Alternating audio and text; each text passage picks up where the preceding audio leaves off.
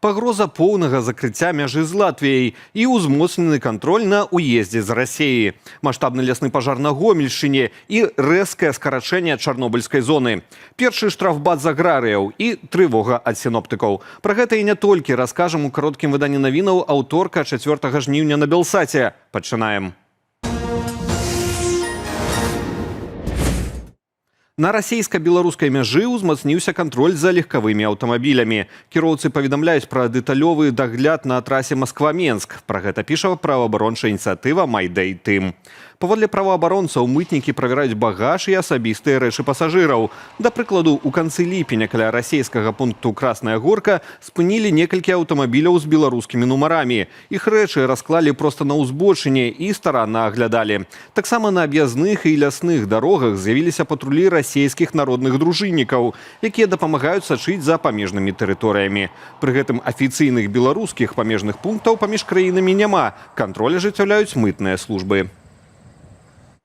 Латвійска-беларуская мяжа можа цалкам закрыцца найбліжэйшым часам. Такую магчымасць разгледзіць Міністэрства ўнутраных справаў нашай краіны-суседкі.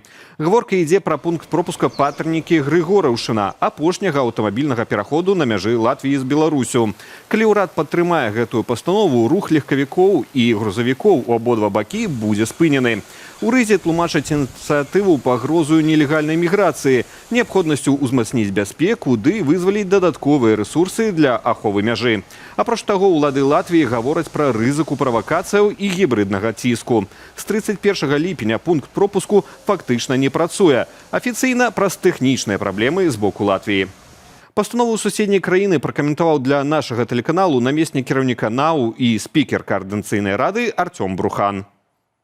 На жаль, все адбываецца такім чынам, што палітыка, як кажуць, секюрытызацыі, бяспека, яна вырашае зараз у краінах Балтыі і у мяжуючых з Беларусю краінах ключавую ролю. У Латвіі выбары хутка, і я думаю, што яны вельмі хвалююцца, каб праз гэтую мяжу, тым ліку не папалі тыя людзі, якія нейкім чынам могуць паўплываць на гэтую сітуацыю. Гэта хутчэй унутрапалітычная такая мэта, і гэта не пакаранне рэжыму, хутчэй проста спроба зачыніцца дзеля сваёй бяспекі. Лясны пажар у Жыткавіцкім раёне Гомельскай вобласці ўдалося лакалізаваць. Для барацьбы з агнём ратавальнікі задзейнічалі верталёт Мі-17. З паветра скінулі ваду 18 разоў, усяго 54 тоны. Пра пажар агульнай плошчаю 5 гектараў паведаміла Міністэрства надзвычайных сітуацыяў напярэдадні. З таго часу доўжыцца тушэнне ўзгарання. На месцы працуюць падраздзяленні МНС і работнікі лясгасу. Але працэс ліквідацыі пажару ускладняе цяжкадаступная мясцовасць. Да ўчастку няма нармальных пад'ездаў, а тэрыторыя забалочаная. Улады скарачаюць чарнобыльскую зону. Са спісу забруджаных земляў выкрасляць 177 паселішчаў, у якіх пражываюць больш за 500 000 асобаў. Сярод іх, напрыклад, Гомель, Лунінец, Ів'я, Лельчыцы ды іншыя гарады і вёскі. Пры гэтым ільготы на дзяцей, што жывуць у гэтых мясцовасцях, да прыкладу, бясплатнае харчаванне ў садках і школах, застануцца да чэрвеня 2027-га. Пасля зменаў у краіне застанецца амаль 1850 пунктаў з радыяцыйным статусам і насельніцтвам 364 000 чалавек.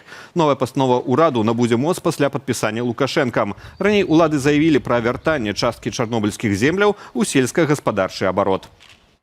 Скандальны загад Лукашэнкі ў дзеянні. У Гарадзенскай вобласці ўжо вызначылі некалькі дзясяткаў працаўнікоў сельгаспрадпрыемстваў, якіх замест жніва скіруюць у войска. Пра гэта заявіў кіраўнік рэгіёну Юрый Караеў. Са словаў Караева, гаворка пра людзей, якія недобрасумленна выконвалі працу. Такіх ужо вызначылі каля 3 дзясяткаў чалавек. Чыноўнік зазначыў, што спісы тых, хто праштрафіўся, зацвярджала міліцыя і ваенкамы, згодна з хадатайствам мясцовых уладаў і кіраўнікоў прадпрыемстваў. Цяпер будзе вызначацца, да якой службы кожны з іх прыдатны. Кагосьці скіруюць да інжынерных падраздзяленняў, а кагосьці на мяжу з Украінаю для ўдзелу ў працяглых вайсковых зборах. Нагадаю, 22 ліпеня на селектарнай нарадзе аб хадзе ўборачнай кампаніі Лукашенка загадаў адсылаць працаўнікоў, якія дрэнна сябе праяўляюць, у войска у якасці ці то пакарання, ці то метаду перавыхавання. Пасля чаго чыноўнікі ўсіх рангаў узяліся выконваць гэты загад. А на сельгаспрадпрыемствах прапісаліся правяральнікі з сілавых органаў і ваенкаматаў. Украіна ўвяла санкцыі супраць 2 беларускіх кампаніяў. Адпаведны ўказ напярэдадні падпісаў прэзідэнт Уладзімір Зеленскі. У Кіеве заявілі, што тыя супрацоўнічаюць з вайскова-прамысловым комплексам Расіі. Гаворка пра кампаніі «Кідматэк» і «Ціса». Першая з іх, зарэгістраваная на Аршаншчыне, але з офісам і ў сталіцы, не хавае сваёй скіраванасці на вайсковыя замовы. «Кідматэк» займаецца сістэмамі відэаапрацоўкі, тэлевізійным і цеплавізійнымі сістэмамі назірання, развязаннямі ў справе апрацоўвання касмічных здымкаў і тэхналогіямі штучнага інтэлекту. Зарэгістраваная ў маладзечні «Ціса» праектуе і будуе рэнтген-кабінеты, а таксама выконвае задачы гарантавання радыяцыйнай бяспекі на розных аб'ектах. У кампаніі ёсць таксама партнёры на тэрыторыі Расіі. Каб зрабіцца ахвярою махляроў і застацца без уласных грошай, часам можна проста падлучыцца да сеткі Wi-Fi у публічным месцы. Прэс-служба Міністэрства ўнутраных справаў апавяла пра новую хітрасць ашуканцаў у выманьванні банкаўскіх рэквізітаў у грамадзянаў. Зламыснікі ствараюць у кафэ або гандлёвым цэнтры фэйкавыя пункты Wi-Fi з такімі ж назвамі, што і ў установаў. Пасля падлучэння да сеткі карыстальніка могуць перанакіраваць на фальшывую старонку аўтарызацыі, дзе папросяць увесці нумар тэлефона, звесткі банкаўскай карты, логін, пароль або код з СМС. Атрымаўшы доступ да такіх чулівых звестак, махляры могуць лёгка пакінуць сваю ахвяру з пустым банкаўскім рахункам. Толькі ўявіце, вы атрымалі кватэру, зрабілі ў ёй рамонт, а вас высяляюць. У такой сітуацыі аказалася жыхарка Дятлава Гарадзенскай вобласці Вольга Грамадская. Жанчына атрымала трохпакаёвую арэндную кватэру ў новым доме пасля 20 гадоў чакання ў чарзе. За год сям'я зрабіла рамонт, набыла мэблю і тэхніку. Аднак пазней высветлілася, пры афармленні дакументаў была дапушаная памылка з нумарацыяй кватэраў.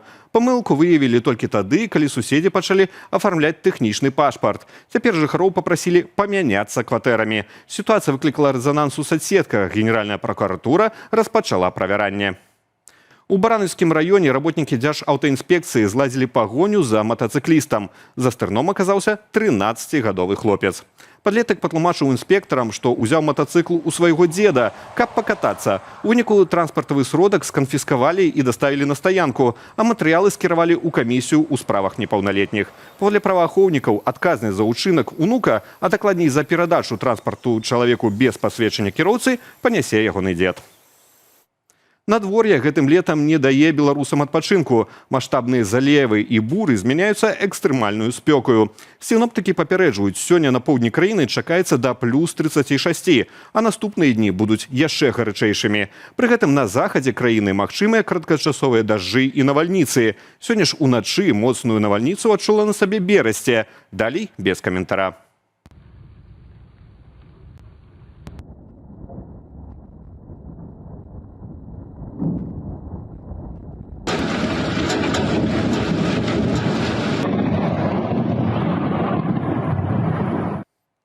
Пра развіццё падзеяў апавядуць мае калегі ў вечаровых выданнях «Аб'ектыву» і студыі «Белсат» о 19 гадзіне.